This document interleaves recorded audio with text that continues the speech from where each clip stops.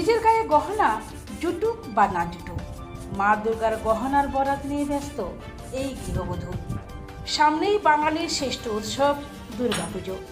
এই সময়টাই শহর থেকে গ্রাম সবাই ব্যস্ত হয়ে পড়ে পুজোর প্রস্তুতিতে। তবে পুজোর এক অন্যতম অঙ্গ হলো প্রতিমার সাজ। আর এই সাজের খ্যাতি এখন শুধু রাজ্যেই সীমাবদ্ধ নয়, বরং বিদেশেও ছড়িয়ে পড়েছে। পূর্ব মেদিনীপুরের পটাশপুর 2 নম্বর ব্লকের ঝুরিয়া গ্রামের গৃহবধূ সুমিতা গিরিও তেমনই একজন শিল্পী, যিনি নিজের গায়ে গহনা না জুটলেও মায়ের জন্য গহনা তৈরি করেই আনন্দ পান। তাঁর হাতে তৈরি ডাকের সাজের গহনা শুধু বাংলা নয়, বিদেশেও জনপ্রিয়। বছরের পর বছর ধরে তিনি এই শিল্পের সঙ্গে যুক্ত রয়েছেন, যা তার ভালোবাসা ও নিষ্ঠার প্রতিফলন।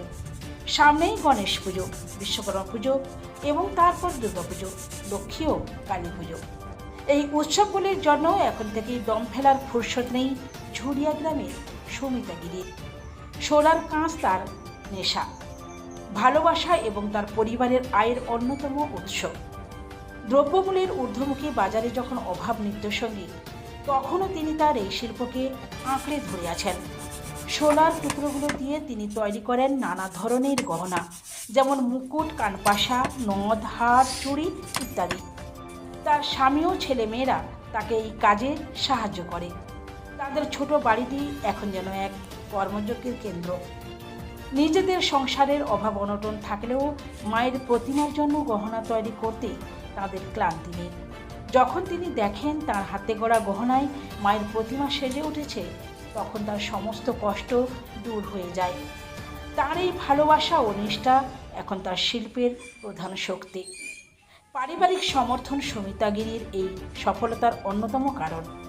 তার স্বামী বলেন, আমার স্ত্রী একজন গৃহবধূ হয়েও যে এত সুন্দর কাজ করে, তাতে আমি খুব খুশি।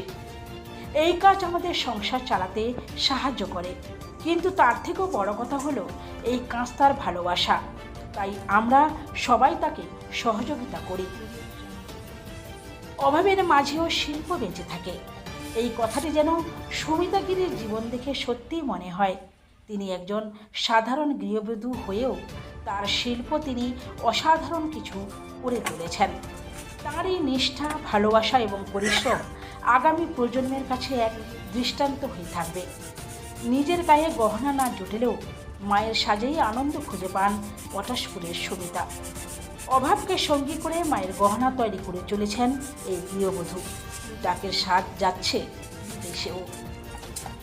নন্দকুমার থেকে নিজস্ব প্রতিনিধি, সংবাদ কর্নার।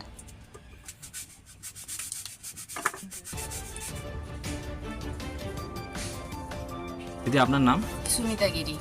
আচ্ছা, এই যে ডাকের সাজের কাজ, মানে এটা কত বছর ধরে করছেন? আমি প্রায় 10 বছর ধরে করছি এই কাজটা। মানে এই কাজ কি বাড়ির অন্য কেউ করে? হ্যাঁ, বাড়িতে সবাই করে এবং বাইরেও সবাই করে। মেয়েরা বাড়ি থেকে দিয়ে আসে ওদের কাছে, মানে ওরা দিয়ে করে বাড়িতে পাঠিয়ে দেয়। এই কাজের উপর কি সংসার চলে? হ্যাঁ, এই কাজের উপরে সংসার চলে। কাজের ফাঁকেও, মানে কাজের ব্যস্ততার ভিতরেও এই কাজ এসে আমাদের করতে হয়। সামনে তো দুর্গাপুজো, এই সময় কি খুব মানে কাজের চাপ থাকে? হ্যাঁ, এই সময় তো প্রচুর চাপ। সামনে গণেশ পুজো, তারপরে বিশ্বকর্মা, তারপরে দুর্গা। কাজের চাহিদাও এই সময় বেড়ে যায়। হ্যাঁ, এই সময় কাজের চাহিদা প্রচুর। আরও এলাকার আরও মহিলারা কি এই কাজের সঙ্গে যুক্ত? এই কাজের সঙ্গে সবাই যুক্ত। মানে এটা কি শুধু হাত খরচার জন্য নাকি সংসার না চালানো? না, আমাদের সংসার খরচাও এটা থেকে বেরিয়ে যায়।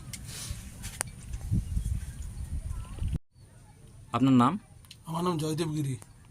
আচ্ছা, এই যে ডাকের সাজ, সামনে তো পুজো, কেমন চাহিদা?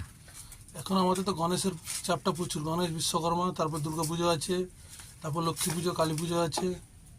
চাপটা প্রচুর, গণেশের চাপটা প্রচুর এখন। কত বছর ধরে এই ব্যবসার সঙ্গে যুক্ত? এটা আমার ধরুন এখন 20 বছর কাছাকাছি ব্যবসাতে যুক্ত, 20-25 বছর। চাহিদা কেমন আছে কাজে? চাহিদা এবছর প্রচুর। এবছর বন্যা হয়ে গেলে সমস্যা হয়, নাহলে এখন বছর কিছু বৃষ্টি নেই, মানে প্রচুর চাহিদা আমাদের। সারা বছর কি এই কাজ সারা করেন? বছর আমাদের এইসব কাজ হয়।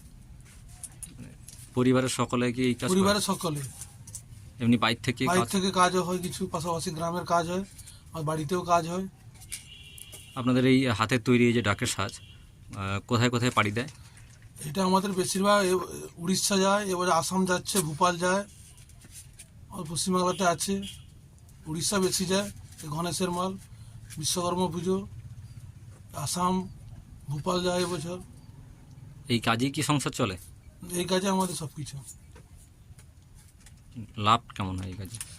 লাভ সেরকম কিছু না, যার মাঝে একটা লাভ থাকে আমাদের একটা ব্যবসা করলে, সবাই কাজ টাজ করি, এটা রুজি রোজগার হয়ে যায় আমাদের এটাতে। মহিলারাও কাজ করেন? সবাই, মহিলা পুরুষ সবাই।